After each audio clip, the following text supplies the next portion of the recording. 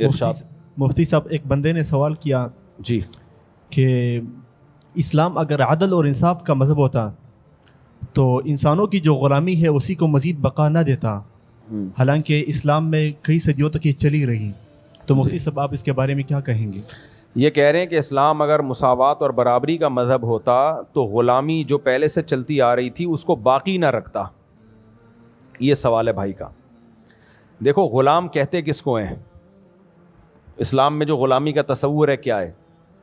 جنگ میں جب آپ نے دشمن کے قیدی پکڑ لیے، اب آپ کے پاس 3 آپشن ہیں.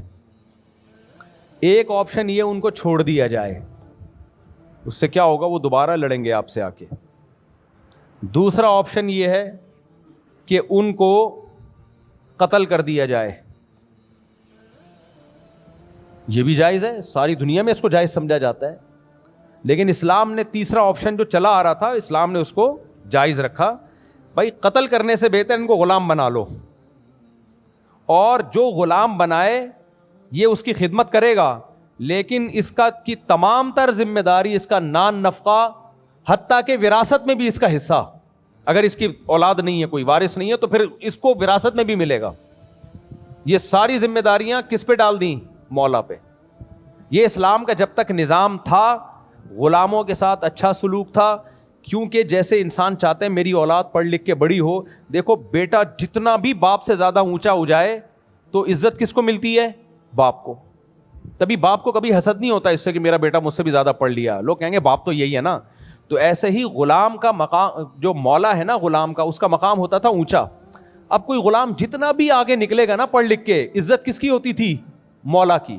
یہی وجہ ہے کہ وہ جنگوں میں جو قیدی پکڑ کے لائے گئے، غلام بنے، ان کو کھلایا گیا، پلایا گیا، اور ان کو اتنا پڑھایا گیا کہ ان غلاموں میں بڑے بڑے محدثین، بڑے بڑے فقہا ملتے ہیں ہمیں. آج جو بخاری کے راوی ہیں نا، ان میں بہت سارے غلام تھے، جن میں نافع بن عبداللہ بن عمر بخاری کے راویوں میں سے، اسلاف میں ان کا، بہت بڑے اسلاف میں ان کا شمار ہوتا، حالانکہ عبداللہ بن عمر کے آزاد کردہ غلام تھے. تو اتنا ان کو پروٹوکول دیا گیا. اگر وہ باندی ہے، عورت ہے، تو پھر اس سے سیکشول ریلیشن مولا کے علاوہ کوئی اور نہیں قائم کر سکتا، جبکہ غیر مسلموں میں ایسا نہیں تھا. اس کا نان نفقہ اس کے مولا کے ذمے. اولاد ہوئی تو وہ حلال کہلائے گی اور ثابت النسب کہلائے گی، وہ اس کا وراثت میں حصہ ہوگا. اور جس باندی سے اولاد ہو گئی، اب وہ باندی فروخت نہیں ہو سکتی، مولا کے مرنے کے بعد وہ ہر قیمت پہ آزاد ہوگی وہ باندی. یہ اس کو پروٹوکول دیا گیا.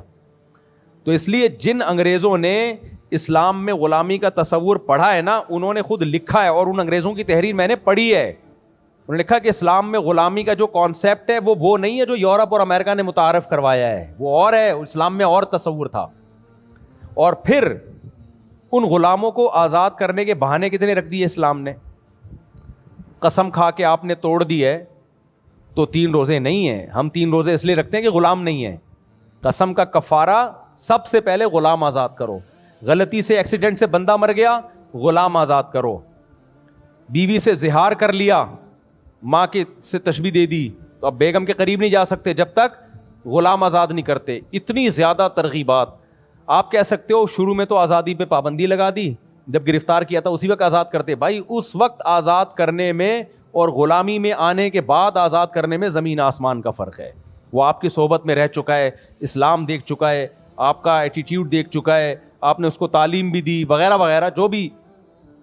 اس کے بعد وہ احسان مانے گا آپ کا، وہ دشمنی پہ نہیں آئے گا دوبارہ، وہ لڑائی پہ نہیں آئے گا دوبارہ. تو اب جب یہ غلامی کا نظام ختم ہوا تو کیا ہوا ہے؟ تو کوئی آپشن نہیں تھا جنگی قیدیوں کا سوائے یا تو قتل یا جیل. جیل میں ان کے ساتھ حشر کیا ہوا ہے. آپ انہی کی تاریخیں اٹھا کے دیکھو، جو پہلی جنگ عظیم اور دوسری جنگ عظیم کی جیل کے قیدیوں کے ساتھ جو جیلوں میں ہوا ہے نا، خدا کی قسم ان قیدیوں سے پوچھا جاتا، وہ کہتے ہیں ہمیں غلام بنا لو، اس عذاب سے نکال لو ہمیں. سمجھ میں آ رہی ہے بات کہ نہیں آ رہی؟ تو اسلام نے جو تصور تھا نا وہی ہے. اور دوسری بات، ایک چیز بہت سے لوگ جانتے نہیں ہیں. جب میں نے غلامی کے مسئلے پہ تحقیق کی، میں نے بہت تحقیق کی اس مسئلے پر، ایک فتویٰ لکھا تھا، اس میں یہ بات سامنے آئی کہ اسلام میں غلام بنانا انہی قوموں کے ساتھ جائز تھا کہ جو خود بھی غلام بناتی تھی.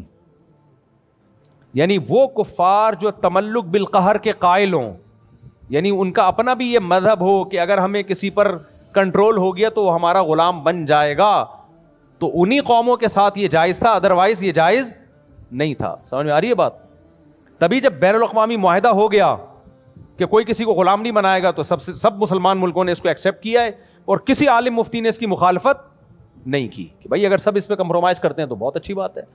لیکن میں جو بتا رہا ہوں کہ اسلام نے باقی کیوں رکھا, کیونکہ یہ آپشن سب سے بہتر آپشن تھا. یہ نہ ہوتا تو قتل ہوتے پھر وہ, یا چھوڑتا کوئی بھی نہیں ان کو, چھوڑتا کون ان کو بھائی. تو یہ ہے.